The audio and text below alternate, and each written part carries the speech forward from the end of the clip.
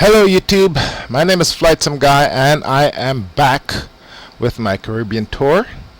Flightsimcon was last weekend, had a lot of fun, met a lot of great people, saw all the cool exhibits from all the vendors, got a huge bump in my subscriber base, almost 100%. Thanks everyone for joining the channel. Hopefully you'll enjoy what I'm putting out. Obviously that means I'm going to have to step up my game. Alright, so as you may recall, I flew the 777 into Venezuela. That's where I am right now. But I'm not going to go to Aruba. That's the next stop in my tour. Instead, I'm going to go back to the Caribbean where I came from. And I'm going to do a flight to Grenada. Special request from a viewer. I got the flight plan ready. 7,000 pounds of fuel, 352 miles. Let's go ahead and do this thing. I hate going back to flying after having flown for a while because I'm always screwing everything up. In my favorite plane, the ERJ 145, that humming you're hearing in the background is my air conditioner. It needs to get all the hot air out of here because since I've overclocked my CPU, my computer has been running very hot. Alright, so let's go ahead and get started. We need the battery master on. Let's check our volume level. Get the APU going. And the emergency lights. All these lights are off.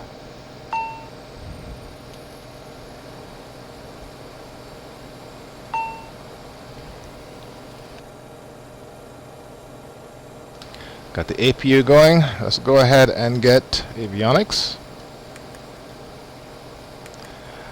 And let's get our ATIS. Well, let's get the clearance first. You know, I should be using those little notepads that the Pilot Edge folks gave out. That's perfect for writing down clearances. Alright, we are cleared to Port Salinas Airport as filed. Fly runway heading, climb and maintain 5,000. Let's go ahead and get myself set up. Flight director on.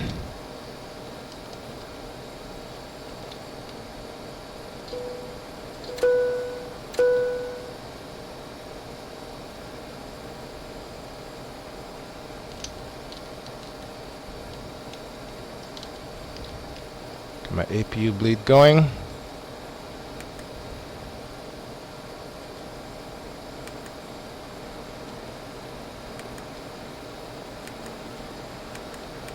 Those are off. And everything there is good. And now let's do the flight management computer. Alright.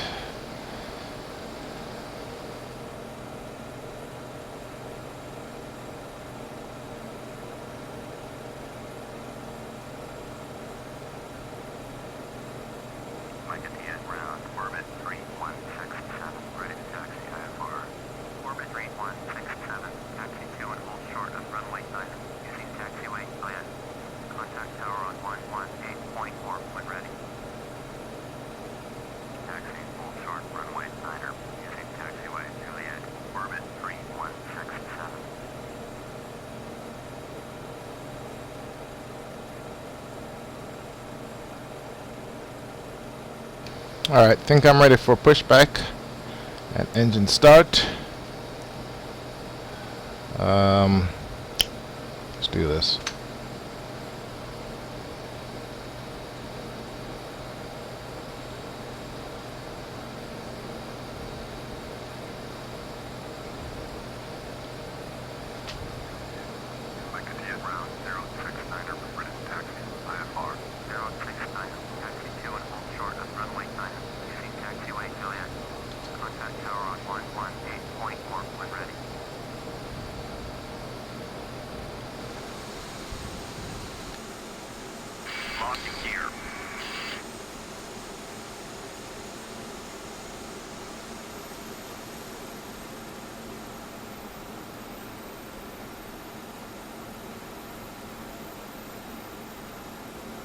Departure check completed.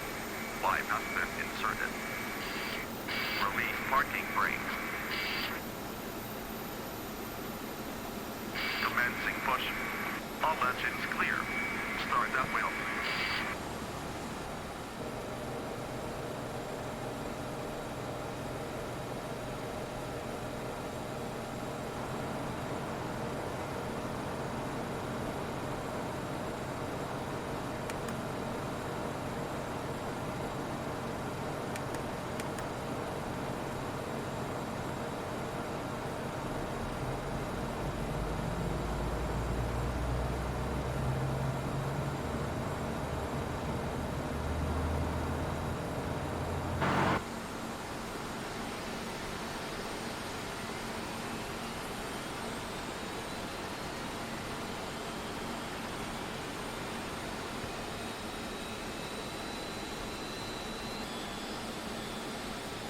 Set parking brakes.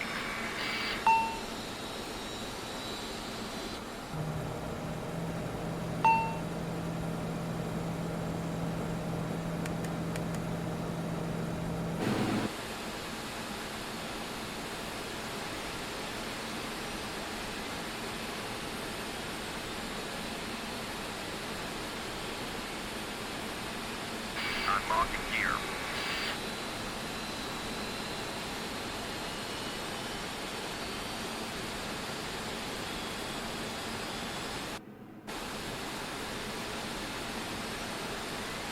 Tow truck disconnected. 5 knots speed removed.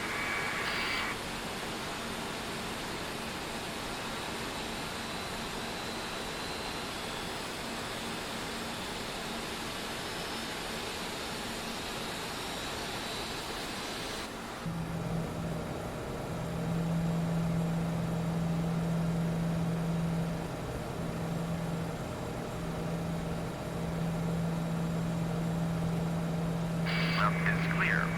Right is clear. Alright, we got a good engine start. Let's go through the rest of the checklist. Turn that on.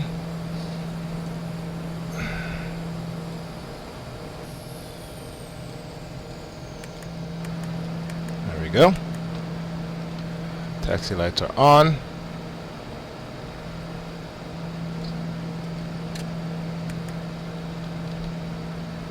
Let's go ahead and set our trim. Okay. And 2 notches of flaps.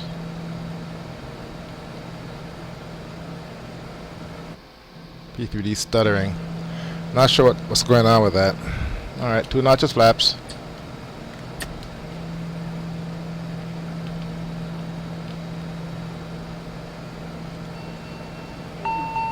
Takeoff. Okay. Brake. Also, I don't have engine takeoff data. Let's go ahead and take care of that.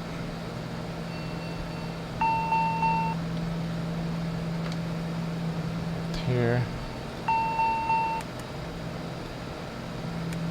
Okay, this is the Caribbean. It's about 23. We don't need anti-ice. Okay.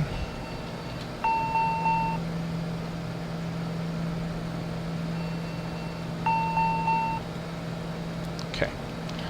All right, we can go ahead and start our taxi.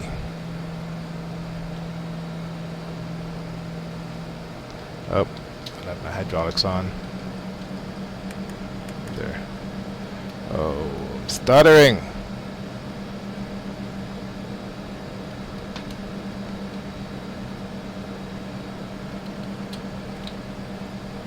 Sit a little bit higher.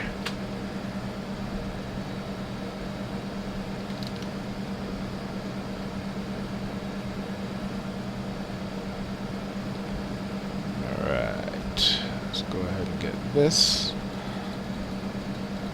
I'm not sure what's going on here. You should not be stuttering like this. Step away from the sim for a couple of days and everything goes to hell. Alright, let's go ahead and check our frames. Frames look good. When it doesn't fall into the single digits. Alright. That's a very short taxi. Now what's interesting is this is Venezuela. Right. This is how it's supposed to be. When I flew into Trinidad, there were trees everywhere. And I would think the same would be in Venezuela, since it's in South America, or right by the Amazon. But I guess that's not the case. Alright. Let's run through my before takeoff checklist. Alright, taxi lights are off. Turn these lights on. All my lights come on. Trim is set.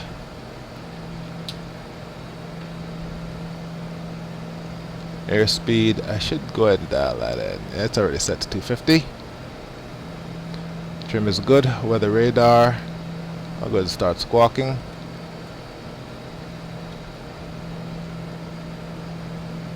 Flaps good. Alright, we are good.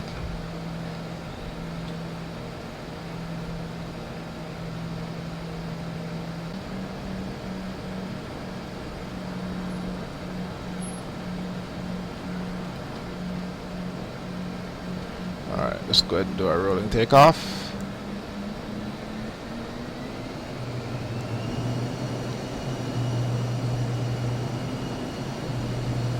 Damn it, I forgot to compute my speeds.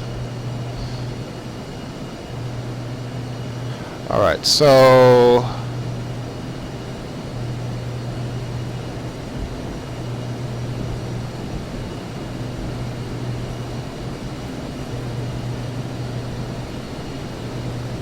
you know what the rotate speed is on this thing? I've flown it a million times.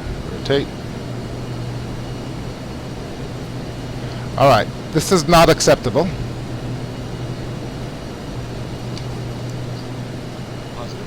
You're up. And I'm going to go ahead and fix it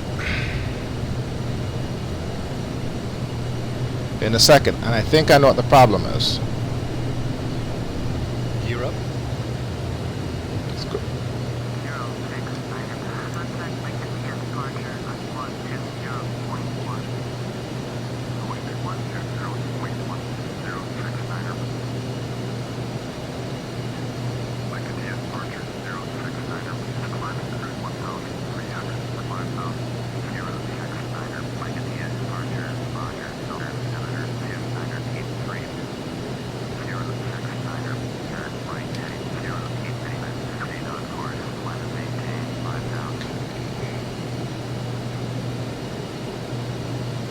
Five.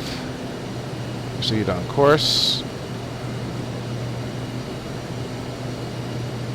Flaps up.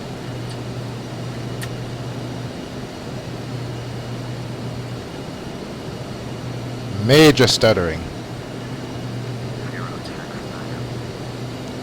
Alright, so here's the deal. Let me go ahead and get FMS and nav.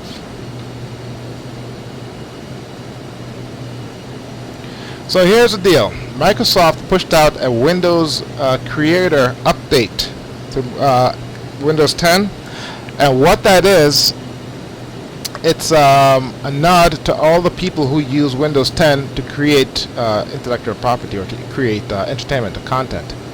That includes people who draw stuff and people like us who make videos for flight simulation. Okay, let's see here. Okay, climb and maintain 11,000. Double change.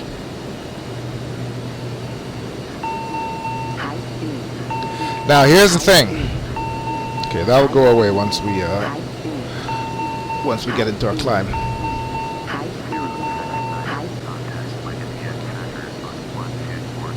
The problem is the creator's update is supposed to have a thing called game mode, and what it's supposed to do is when you turn it on, it's supposed to smooth out your frame rate. Now I'm getting an average of 60, but it's going way back and forth. So while we're doing this, I'm going to go ahead and see if I can change that. Pause the simulator. Go to setting. Game mode. Game mode is on! And it's not working, so I'm just turning it off, and let's see if that makes a big difference. Because what game mode is supposed to do is it's supposed to smooth out your frame rates. We thought that game mode would disable all the services that we gamers don't use, so that those CPU cycles and the memory could be available for games to give better performance. But that's not what Microsoft said they gave us. What they're giving us is something to, make things perform a little bit better. Well, it was on, and everything went to hell. I just turned it off, and things might still go to hell, but we'll let it run for a little bit.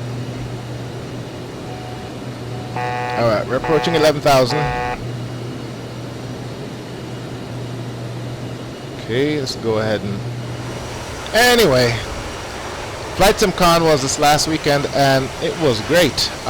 We had over, I want to say 700 attendees. The hotel was totally sold out, and all the surrounding hotels were heavily booked with folks that were planning on attending the conference.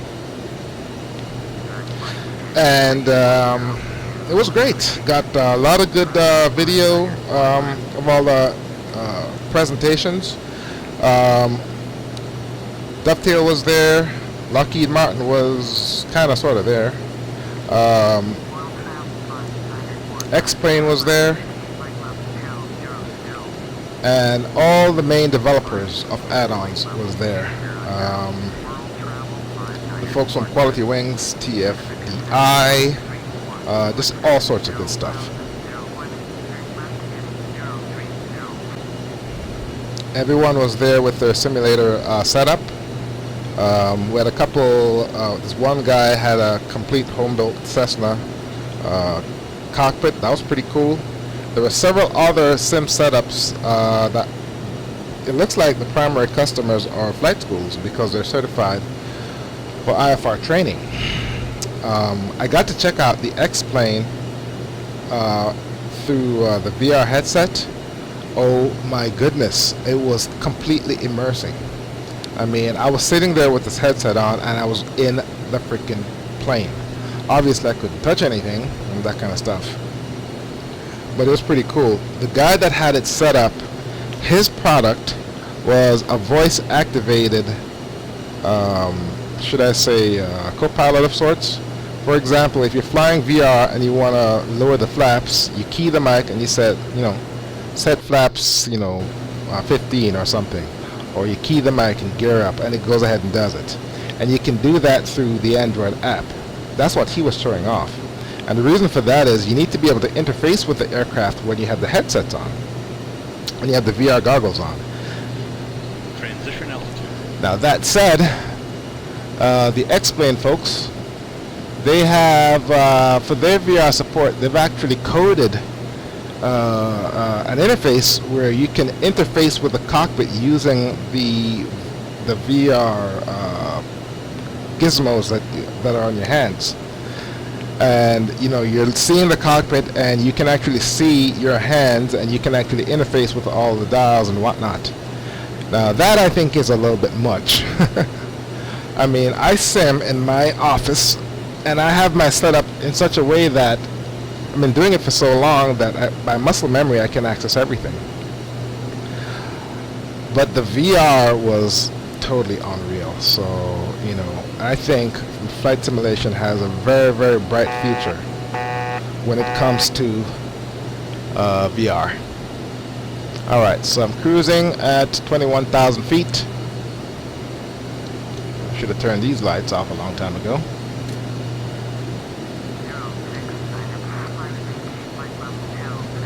10270. Knowledge. Flight level change. Okay.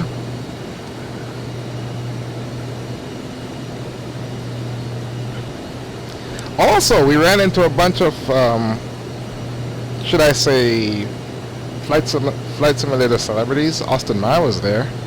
Castrata was there. Bill Geode was there. Nova Wing was there. Lord Boulder was there. And these are YouTubers who have followings in the thousands, or tens of thousands in some cases. And they all did their thing, running around, getting interviews with the various vendors and executives of the various game companies, so that they can put it on their channel, keep their users up to date.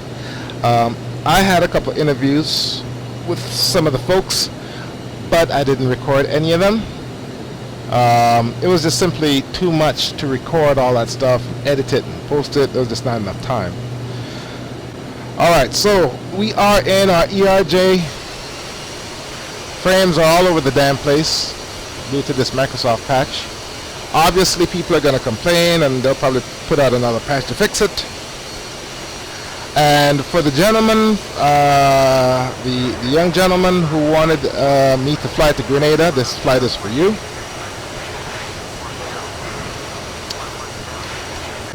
And since we're on the topic of Grenada, and I need to look it up, Grenada,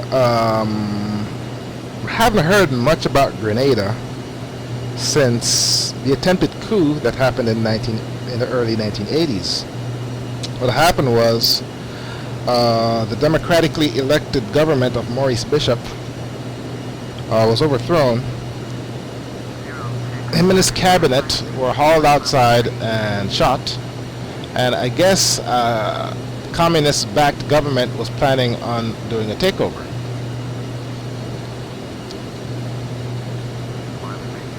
Now, the United States government, they led a coalition of armies from the Caribbean to go in and to put down the coup and restore order. Only reason why the United States got involved was because they had a bunch of students there at the medical school in Grenada. Now, I'm pretty sure everyone's heard that thing. You know, you can't get into a quote-unquote real medical school in the United States, so you go to a quote-unquote medical school in Guatemala or somewhere in the Caribbean or some crap. Anyway, there were some American students there, so the United States, I don't want to say army, but military went in to restore order. A couple points to note. That operation exposed quite a bit of flaws in the United States military setup or communication or coordination, because it was only when they tried to execute that mission did they realize that the radios that the Navy had wouldn't speak to the radios that the Army had, that wouldn't speak to the radios that the Air Force had. So they stumbled their way to victory is what it was. Alright, let me double check something here. We're at flight level change. We're not nowhere near stalling. Let's check the status of my CPU.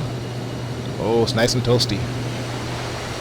That's good old South America. So we're essentially traveling along the coast of South America. At some point we're going to break left and go north towards Grenada. Let's take a look at where we are. Progress.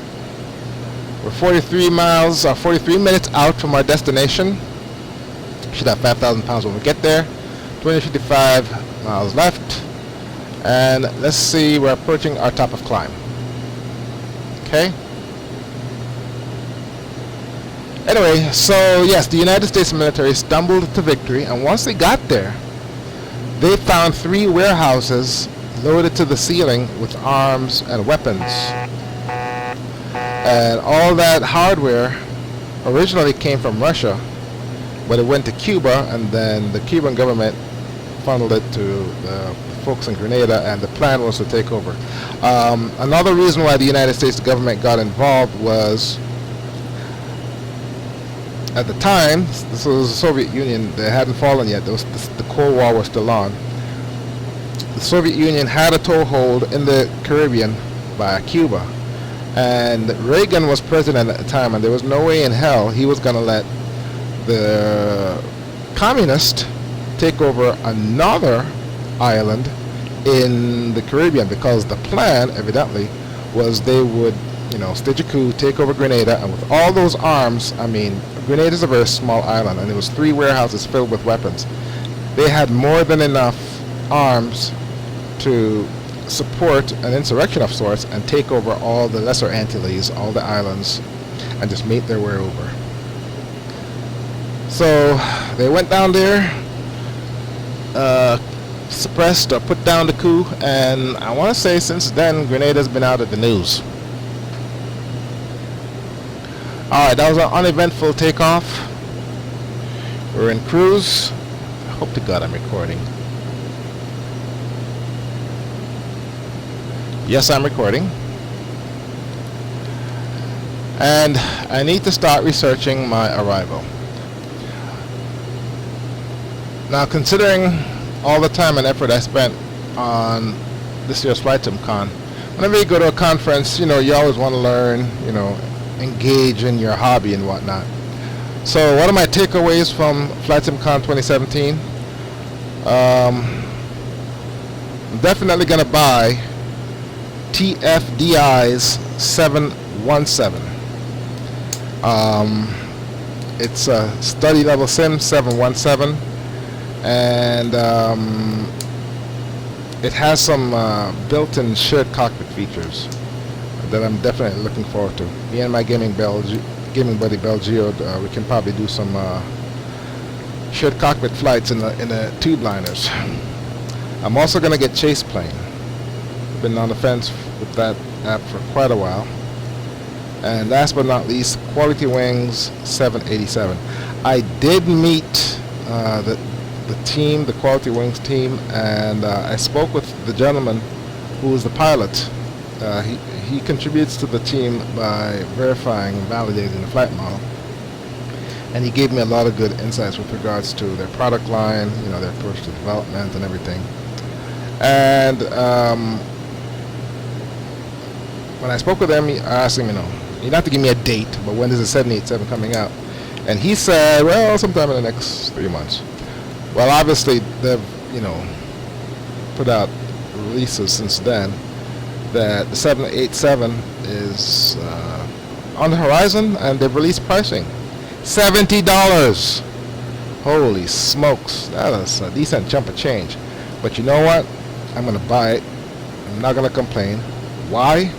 Because I've played with Quality Wings' other products, primarily the 757, and it's top notch. And you know, their records speak for themselves. So I'm pretty sure the 787 is going to meet, if not exceed, expectations. Even though people are complaining about the price, something tells me it's going to be worth it. Alright, come down 270. Let's go ahead and slow down. Bring my speed back to about 235. Flight level change.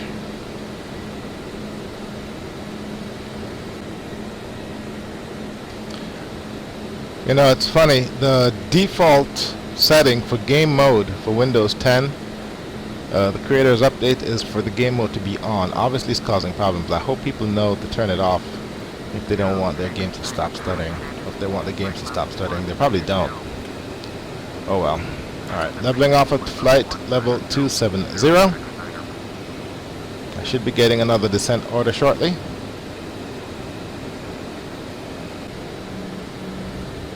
Alright, let's go ahead and do this. Is that nav1? Yes, nav1 right there. Yeah, this is a nice feature. I don't know what it's called, but ooh, don't want that. But when you turn it on, nav1 is tuned to 117.1, which is a VOR station on station at Maurice Bishop International. And here, it acts like an ADF. It actually points to where the airport is. So that gives me a good idea as to where, you know, my final destination is going to be. It's very, very helpful. We're doing a visual, runway 10. I can better that. I'm already tuned to the VOR station, so I can do this.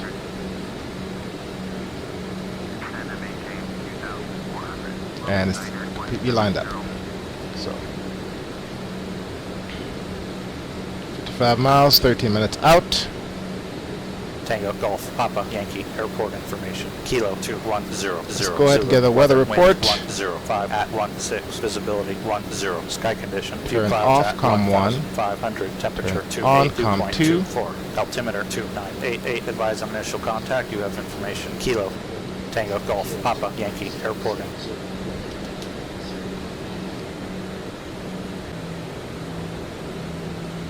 Alright, I'm not coming down fast enough. Vertical speed. There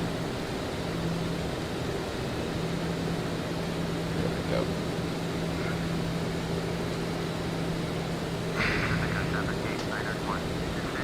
Normally flight level change is fine, but I wasn't coming down fast enough. I'm only 31 miles out, and I'm at 8,000 feet. It's too high.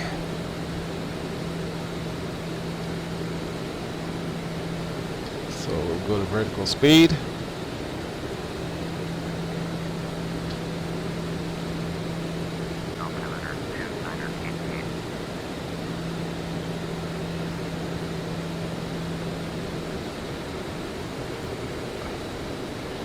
Okay, textures made a nice change there. I guess it's getting dark.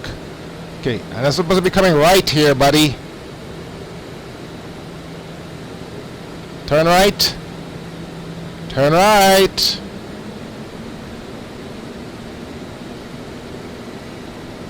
Laps 1.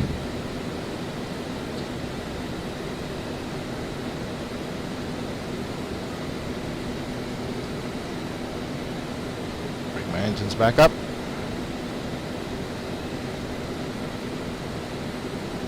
There we go. My computer is on fire. Damn, it's putting out a lot of heat. What I need to do is put my air conditioning on there to blow all that hot air out. Okay, there's Grenada right there. I'm at 3,000 feet. Holding up, high angle of attack. I'm at flaps 1. Alright. Let's go ahead and arm my spoilers.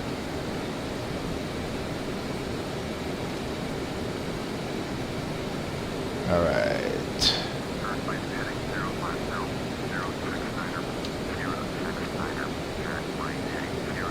Turn right, heading 050. Roger that.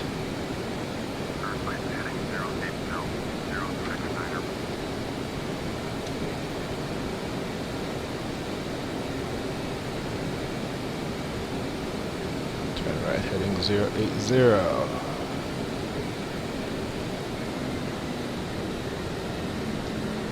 Alright. This thing can't help but giving you zigzag vectors.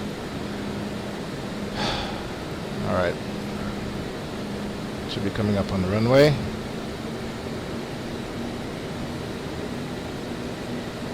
But I'm still on approach. They need to turn me over to the tower first.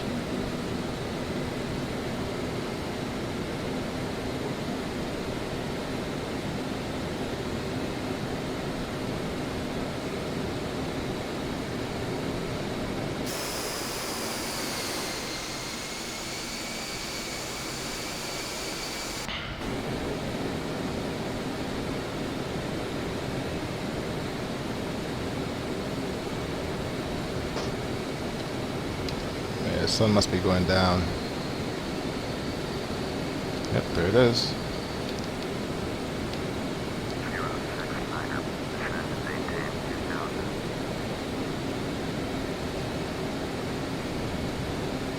What's my fuel status? Fuel for the ship.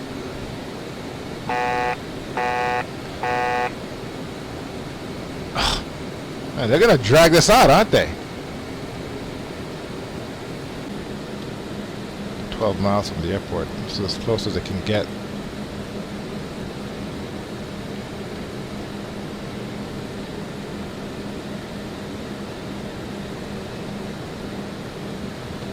Should be getting instructions to turn right.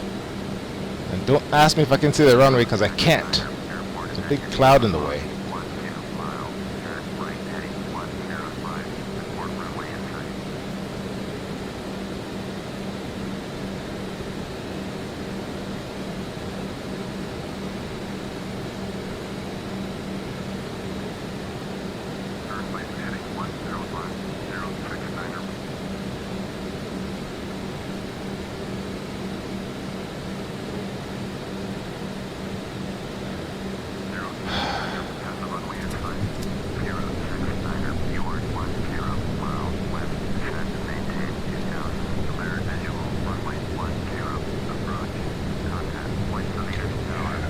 Report, runway in sight. 2.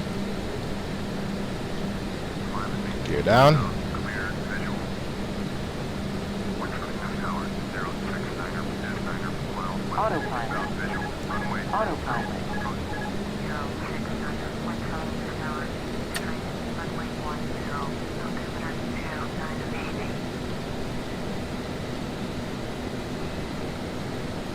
Autopilot off. 069er.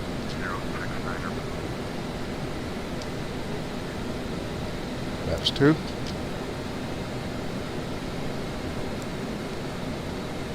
Alright, clear to land.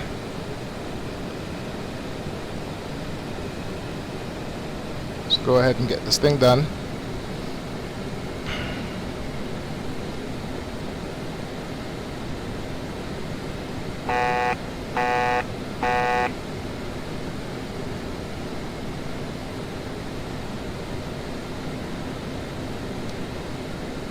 Okay, what's my trim? Trimmed up pretty good. Yeah, you saw what happened with the stick. Once I let go of the autopilot, it just flew out of my hand, metaphorically speaking. That's one of the things they tell pilots to do, is be very careful when you're turning off the autopilot. Grab a hold of the stick and be firm about it, because it will, fly out of your hand and you can lose control of the plane. Don't need to worry about that with fly-by-wire systems, of course.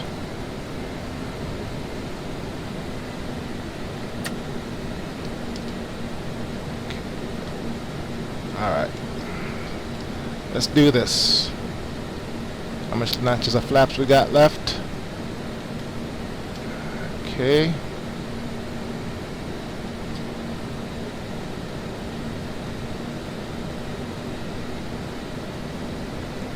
I didn't compute my speeds.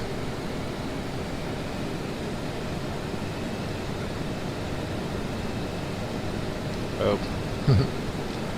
I have to get that out of the way so I can compute my speeds.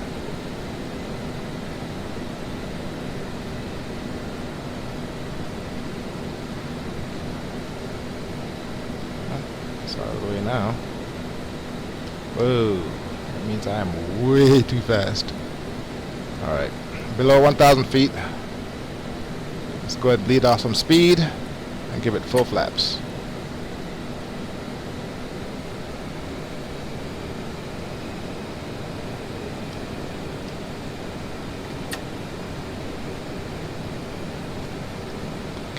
Four reds. Flaps full.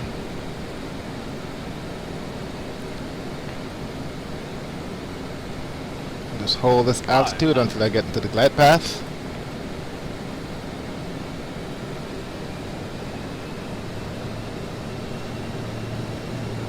There we go.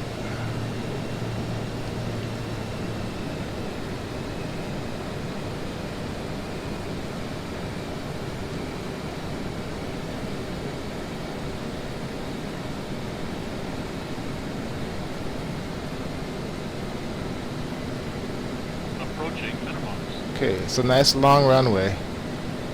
Came too high. Minimums. Not high enough to abandon the approach. 100.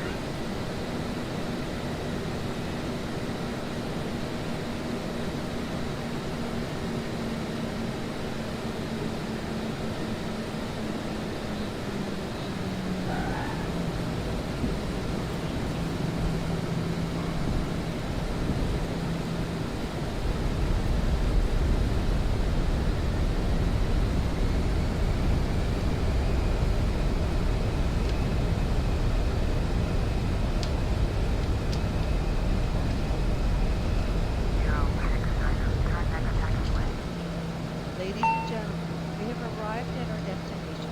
Please remain seated with your seatbelt For that gentleman that wanted the flight to Grenada, I hope this met your expectations. Thank you for Alright, Hope to see you again soon. I can go ahead and make this corner. Turn on the APU. Going 121.9er, 069er.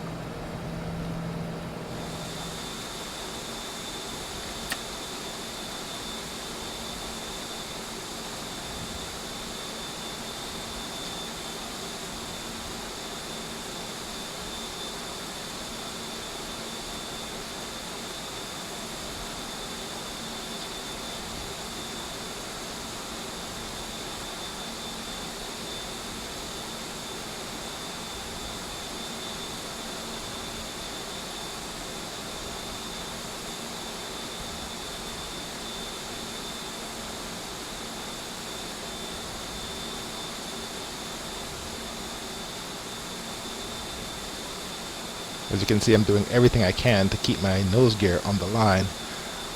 We had a room at Flightsimguy right by the flight line, and all the pilots taxied perfectly on the line. I still don't know how they do it. Not like they have an outside view like we do. And that's it. And APU is running, isn't it? Yes, it is. So I can go ahead and turn these off.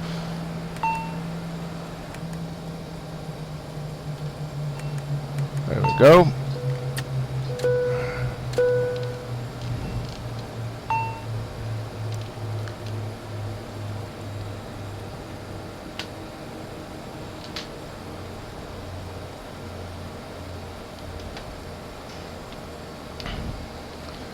And then we can let our passengers disembark. Let me think. Yeah, that looks about right. Turn those landing lights off.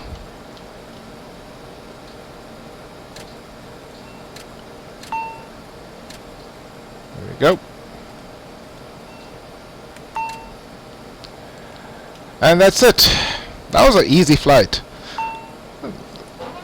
Flying the ERJ just gets easier and easier, especially with ATC. I mean, it's just so easy and seamless. Obviously, this flight took me off course. I'm in Grenada now. Need to get my ass to Aruba. So for that one, I'm going to go ahead and use the Quality Wing 757.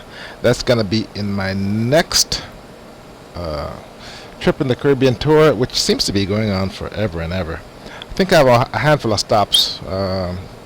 I might just cut out a whole bunch of those and just go straight back to Jamaica where this all started. And then pick up the Middle Eastern tour.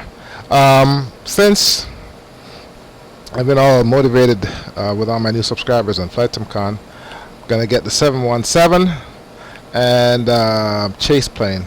So you can look for some new and fresh content using those particular new flight simulation products. So with that, hope you enjoyed your flight, sir. But it was my pleasure to do this flight for you. That said, my name is Flightsimguy. Thank you very much for watching. I will see you next time.